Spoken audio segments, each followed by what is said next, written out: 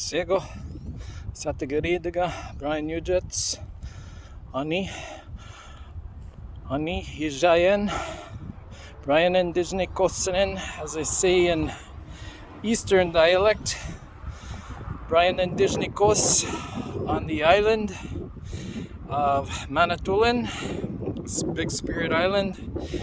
I'm here at the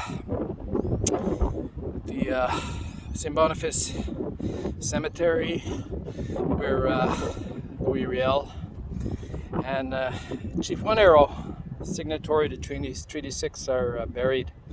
So I'm just doing my run. Oh yes, Bel Brian Sabatu. I always like to throw in my little French there. J'essaie, parle pas bien, but just try a little bit, in all of this. Anyway, yes, I'm gonna do my push-ups here, and then I'm gonna move over to Riel and over to Chief One Arrow, and then maybe another site. So here we are. Okay.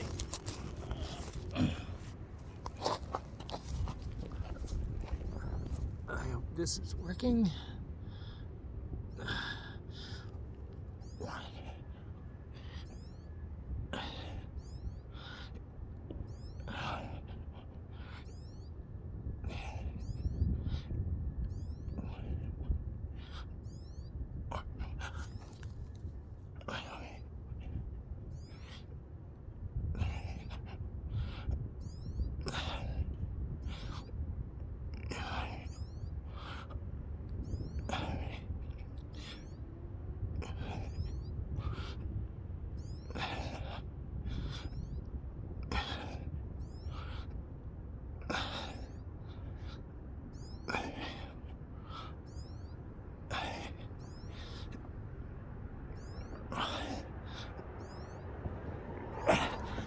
Roughly about 90, I guess. Try and do that. Hopefully this stayed. I'm gonna turn it over now and move over. Riel. And so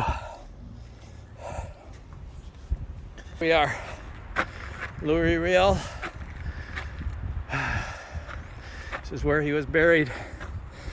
Hung in Regina, and because of the resistance in 1885, what people don't know is he was hung with 8 Cree, and MacDonald basically said it himself. He said, we have to do it to show them that the laws are English, and this is going to be the laws of this place. It's going to be the English laws, something like that. What they don't also tell you is, when he was hung, usually when you hang somebody, they die, their neck gets broken. But in this case, they hung him there for 4 minutes before he died, so he strangled. So it was a pretty harsh death. I'm going to, we all know about Riel, his importance to Manitoba and the Métis, but we also have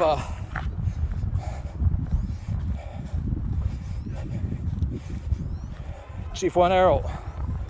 And Chief One Arrow was a signatory to Treaty 6. And his crime was association. Gabriel Dumas had visited him in 1885. One of the Métis named Dumas basically had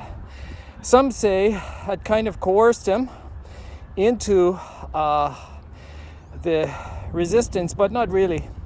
It wasn't that way, because Chief One Arrow told him, and not only that, he told others, I'm 75 years old, my days of fighting are over. But regardless of that association or whatever that they say.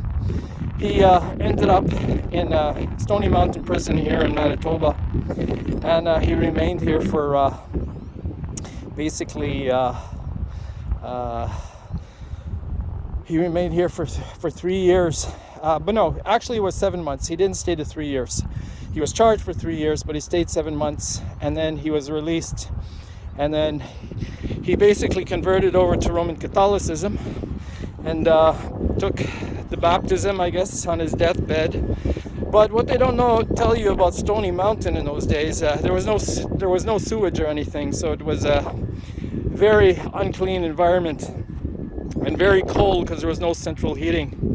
And so I believe he was released in April, so he spent, a good part of the winter with Poundmaker and Big Bear and others, inside Stony Mountain.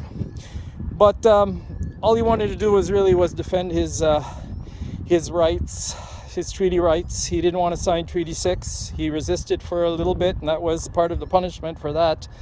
But he did end up signing the Treaty 6, but they never really provided them with what they were promised. And so he paid a price, like Riel, Poundmaker, Big Bear, and the 8 who were hung with Riel as a show of who has ownership over the land. I'm going to move to another site. I'm going to try and close this and see if I can get back on.